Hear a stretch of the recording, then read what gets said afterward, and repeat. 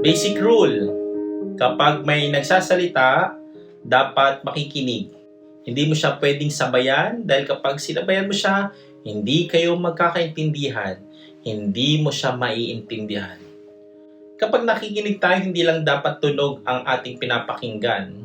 Dahil kapag tunog lang, lalabas lang yan sa ating mga tenga.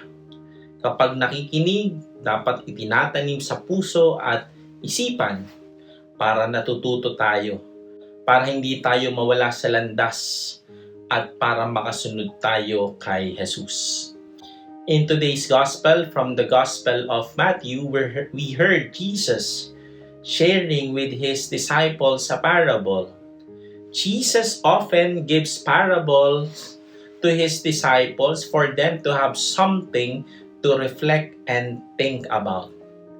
And these parables are also for us to reflect and discover the lesson that it tries to convey to us. What is the parable all about? It is the parable of the sower. So the sower in the parable is God. The seeds that He sowed were His teachings, and the environments which the seed fell are us.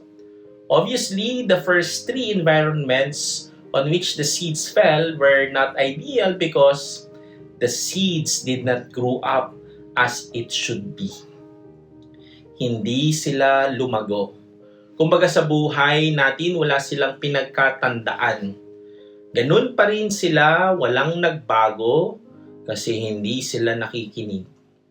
We become the first three environments when we intentionally turn a deaf ear to God's teaching. No matter how much God wants us to know more about Him, if we are not willing to listen, He cannot do anything about it. He will not be able to take root and grow in our hearts. Paano tayo magiging good soil? We heard it at the last part of our gospel. Whoever has ears ought to hear. Makinig ang mga may pandinig.